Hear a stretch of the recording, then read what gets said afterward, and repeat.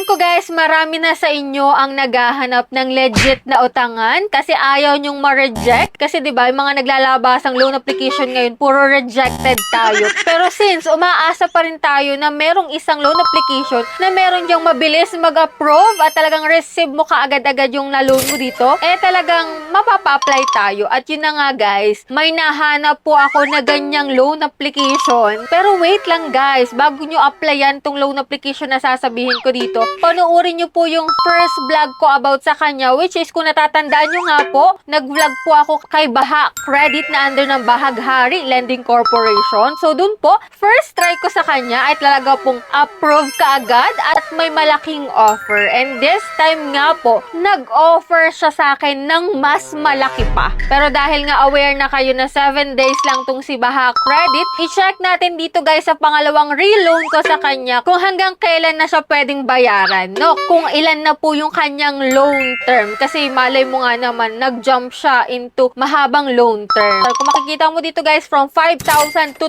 200,000 pesos yung offer niya. Pero guys, sa first loan ko po sa kanya, 4,700 po yung offer sa akin. At ito nga po yung na-receive ko lang na loan amount, which is 3,055 pesos. So, may interest daw po siya na 22 pesos at service fee na 1,645 pesos. At yes po, sana aware din kayo na 7 days lang po itong si Baha Credit. And this time, nung nagbayad po ako sa kanya ng aking first loan, so nga pala guys, kung kayo nagtatanong kung saan ko siya binayaran, using GCash po yung aking gamit. So, nagbayad po ako sa V5 Pay. So, ilalagay mo lang yung amount mo doon, yung reference number, and then Gmail account. So, guys, and then dito nga sa 4,700, pay off na po siya. Makikita mo naman agad-agad, magra-reflect yung bayad mo dito. And then dito guys, sobrang laki talaga ng offer niya sa akin bigla. So, second loan amount to guys, which is 9,200 pesos. So, ganun kalaki guys ang offer ni Baha Credit sa aking pangalawang utang ko sa kanya. 120 days ang nakalagay dito guys na loan period. Pero wag na tayong umasa na 120 days to guys. So, asahan na natin na ito po ay 7 days lang na naman. Kasi nakalagay ito 120 days. Parang duda ako dito guys sa 120